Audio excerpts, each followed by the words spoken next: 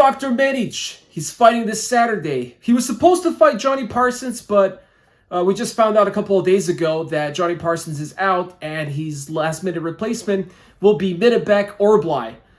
We don't know much about this guy. It seems like he's from Kyrgyzstan. He's heavy on grappling.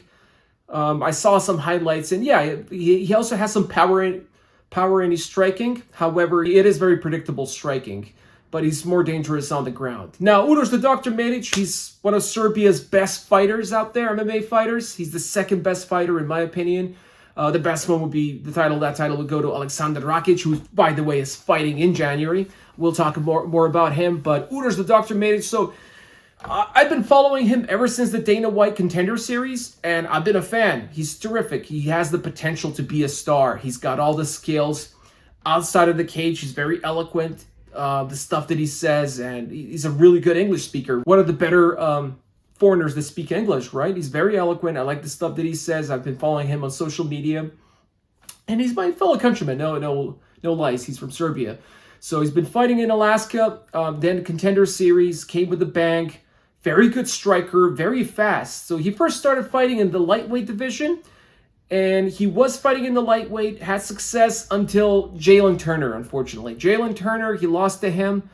How that fight went is pretty much on the feet, where Uros usually prevails. He got outstruck by Jalen Turner, and that led to a submission. So I wouldn't say he's bad on the ground. It's just that he did get really hurt on the ground, and that led to that submission. So that doesn't tell us that he's at a big disadvantage in this case. He might have worked out his takedown defense. Maybe he's always been good on the takedown. We haven't seen much of him on the ground, but that will be the threat for him in this match with Myktybek Orolbai. Myktybek Orolbai, he's apparently grappling heavy. However, Uros is, like I said, he's very fast.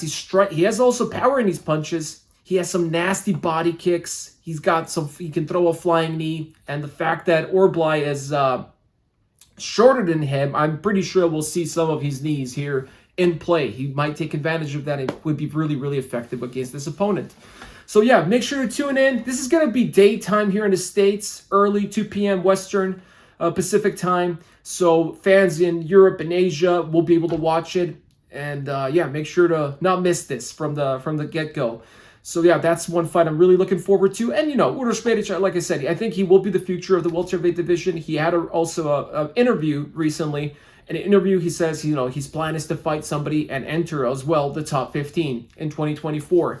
Hopefully he'll make that happen. He even said that, you know, Ian Gary is one of the guys that he, in his opinion, will be able to smash. No, we'll see about that, but he says that, you know, Ian Gary has average striking. I like the confidence. I'd love to see him definitely fight a ranked fighter in 2024.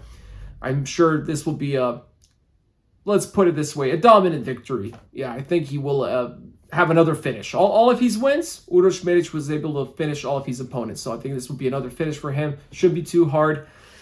The other fight that you want to check out is Payton Talbott, his UFC debut. So he was also in the Contender Series quite recently, just a couple of months ago, and he made a really good impression, and he's already fighting now come November.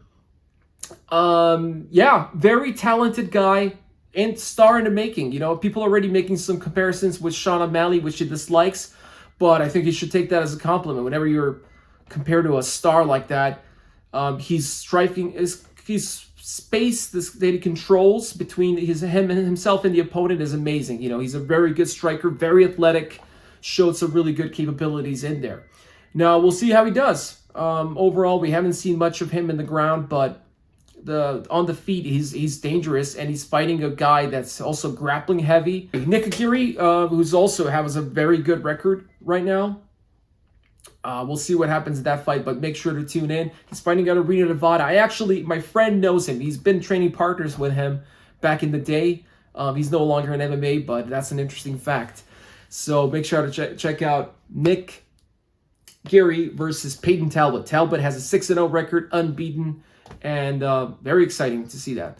Final fight, where we're going to wrap everything up, is Brandon Allen versus Paul Craig. Very interesting fight.